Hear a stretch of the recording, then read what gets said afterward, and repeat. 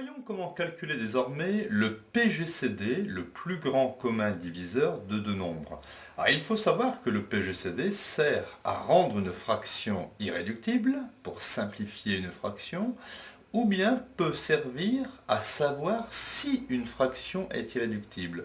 Nous verrons que lorsque le PGCD vaut 1, eh bien, on pourra dire que la fraction est irréductible.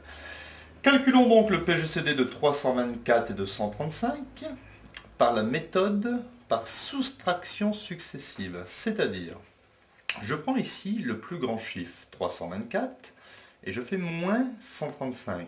Je trouve à la calculatrice, ou bien de tête, 189. Et je reprends 189 et 135. Je place le plus grand moins le plus petit. 189 moins 135, 54. Je reprends 135 et 54. 135 moins 54, 81. Je reprends 54 et 81. 81 moins 54, 27. Je reprends 54 et 27. Le plus grand moins le plus petit, 54 moins 27, ça donne 27. Et je reprends 27 et 27. 27 moins 27, ça fait 0. Nous nous arrêtons lorsque nous obtenons 0. Et le PGCD sera égal à 27. C'est le dernier reste non nul. Donc nous pouvons écrire que le PGCD de 324 et de 135 est égal à 27 et encadrer le résultat. Simplifions désormais la fraction 324 sur 135 en la divisant en haut et en bas par le PGCD. Donc ça va me donner 324 divisé par le PGCD 27 et 135 divisé par le PGCD par 27. À la calculatrice, très facilement, 324 divisé par 27 me donne 12. 135 divisé par 27 me donne 5. Et je suis sûr que cette fraction ici, 324 sur 135, qui n'est pas sous forme simplifiée, le sera grâce à l'introduction du PGCD. 324 sur 135 est égal à 12 cinquièmes. 12 cinquièmes est une fraction irréductible.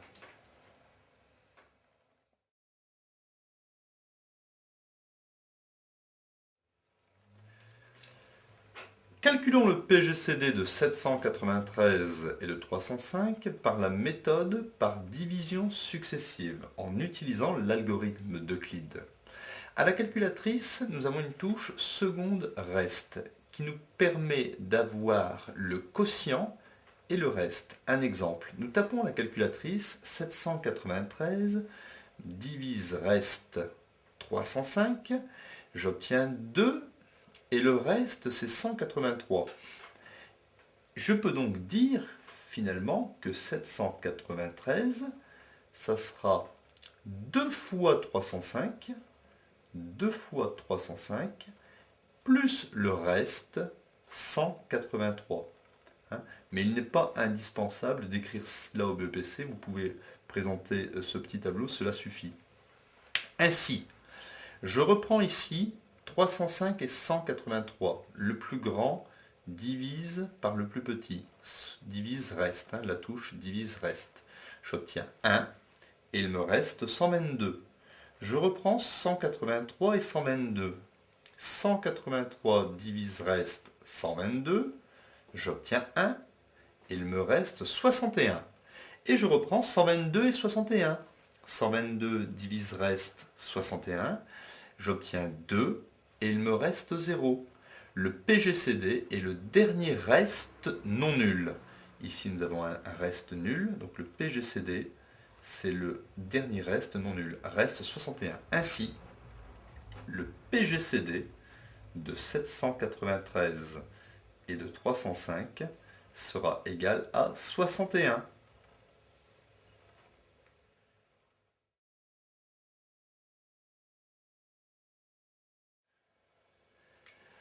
Nouvel exercice, nous avons ici Luc qui a 411 billes rouges et 685 billes vertes.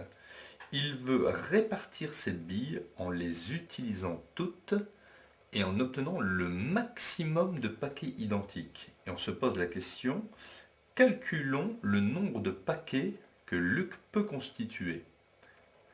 Il va falloir pour cela calculer le PGCD entre 685 et 411. Je vais utiliser la touche sur la calculatrice divise-reste.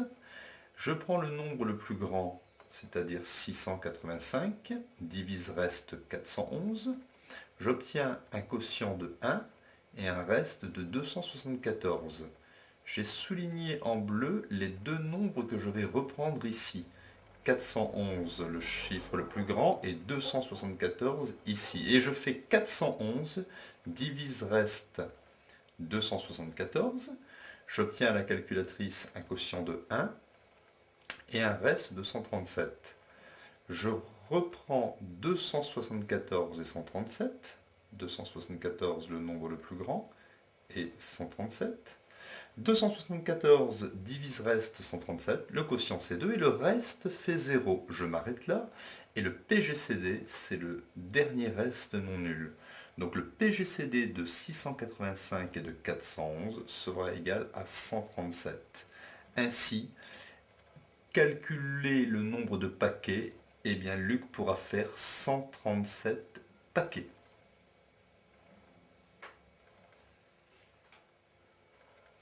On se pose maintenant la question, par paquet, combien y aura-t-il de billes rouges et de billes vertes?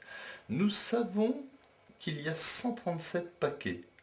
Nous allons prendre 685 billes vertes, divisées par 137, et nous obtenons 5. Nous prenons 411 billes rouges, divisées par 137 paquets, et nous obtenons 3. Ainsi, nous pouvons dire que dans un paquet, il y aura 5 billes rouges et il y aura 3 billes vertes. Conclusion générale, Luc, qui a 411 billes rouges et 685 billes vertes, pourra faire 137 paquets contenant chacun 5 billes rouges et 3 billes vertes.